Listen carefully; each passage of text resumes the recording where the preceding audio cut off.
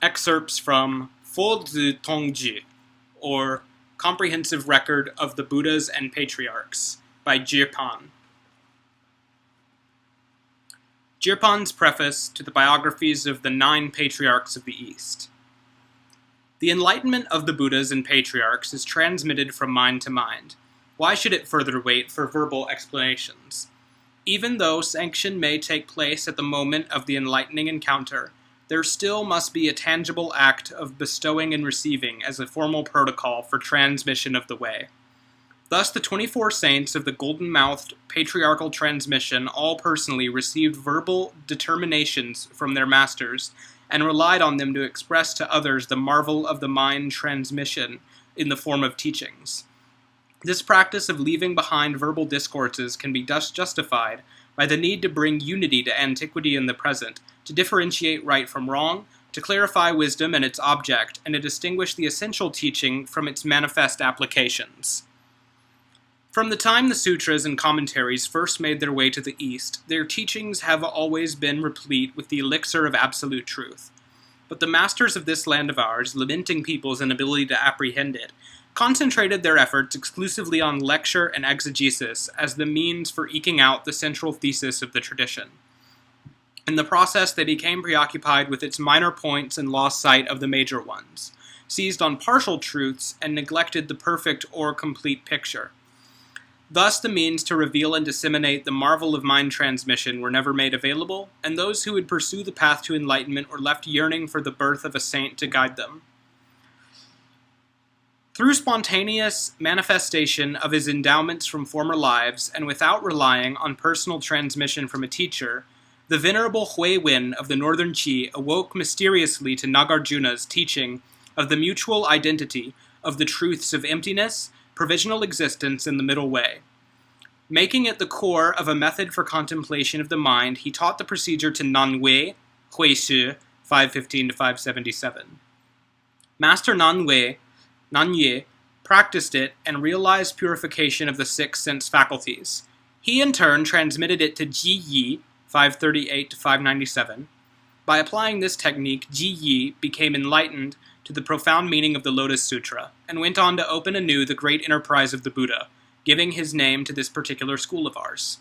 Ji Yi devised a saying to the effect that transmission of the way lies in practice as well as in preaching. Consequently, he sketched out the 5 periods of the Buddha's career, and elaborated in detail the 8 teachings. On the basis of this system of doctrinal classification, he synthesized the miscellaneous treatises of the Buddhist canon, and grounded their essential design in the Lotus Sutra. In his treatise on the profound meaning of the Lotus Sutra, Fa Hua Xuan Yi, he laid out the 5 divisions in order to elucidate the deep meaning of the sutra's title. And in his words and phrases of the Lotus Sutra, Fa Hua Wen Ji, he distinguished the fourfold system of exegesis to synthesize the meaning of its individual lines and paragraphs. Having brought full clarity to the Buddha's doctrinal preachings, the principles of meditative practice still required clarification. These he also addressed through his singular treatise on the great calming and contemplation, in which he expounded the practices that he had applied to his own mind. He introduced the work with 6 chapters that set forth the conceptual understanding of meditative calming and contemplation, and followed them up with additional chapters that established concrete practice on the basis of this understanding. The 25 methods serve as the preparatory expedients for calming and contemplation, while the 10 modes of discernment constitute the main practice.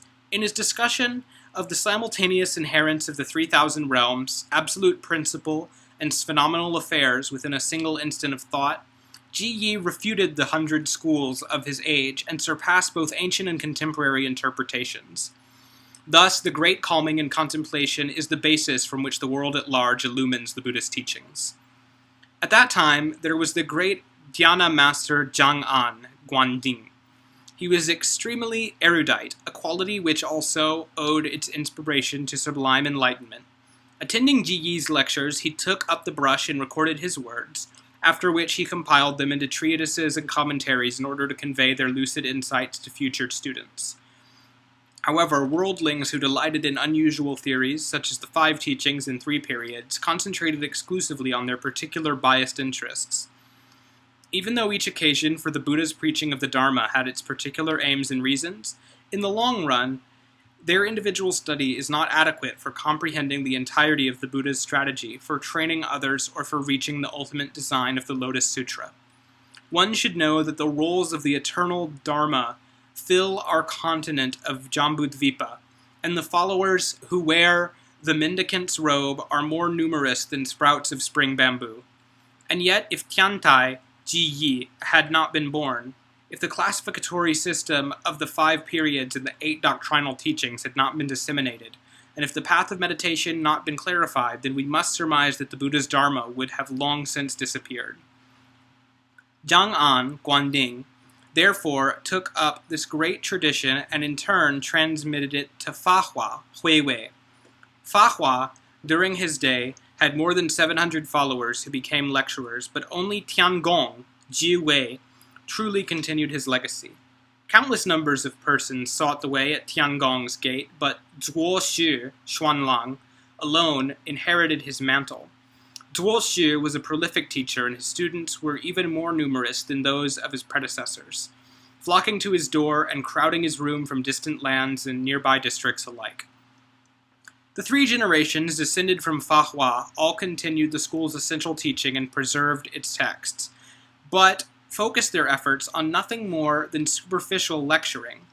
By the time of Jingxi Zhanran, the tradition had fallen into decline and was under considerable duress. When traitors stealthily came forth to deprecate the Tiantai teachings, Zhangrang composed the Diamond Scepter, Jinggang Bei, and the meaning of the Great Calming and Concentration topically arranged, Ji Guan Yi Lü, to counter them, so that they were compelled to take them as a basis of discussion. When students differed over the wording of the Tiantai texts, the master composed his sub-commentaries to the school's key treatises, so that they had no recourse but to look to them for guidance.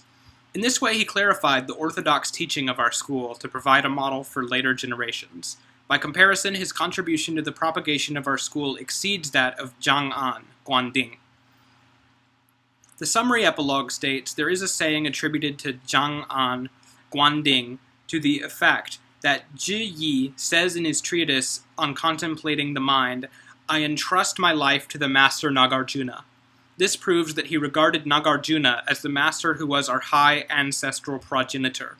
Zhang Ran's treatise for assisting the practice of the great calming and contemplation extends this passage, saying, according to the secular conventions of genealogy, Zhi Yi should speak of Nagarjuna as the grand ancestral master, since the Buddha himself would properly be the high ancestral progenitor. But if one takes high to signify eminence and esteem, then Zhi Yi's original usage becomes like that of the ruling houses of the Han and Qi, who all designate the founding ancestor of their dynasties as their high ancestor. It simply means that his merit is unsurpassed, for which he is posthumously called high. The Tiantai school of the present day still regards Nagarjuna as its founding patriarch. Hence, it is fitting that Zhi Yi designate him as the high ancestral patriarch. Now the school that advocates transmission of the Buddha mind, i.e. the Chan school, popularized the idea of a continuous lineage of the way. Taken with this idea, later people have applied the term patriarchal ancestor generically to the masters of our own school. As such, the 24 sages of the Golden Mouth patriarchal transmission are all honored with the title of ancestral patriarch. Coming down to the masters of this land, the succession of 9 patriarchs also has this idea behind it.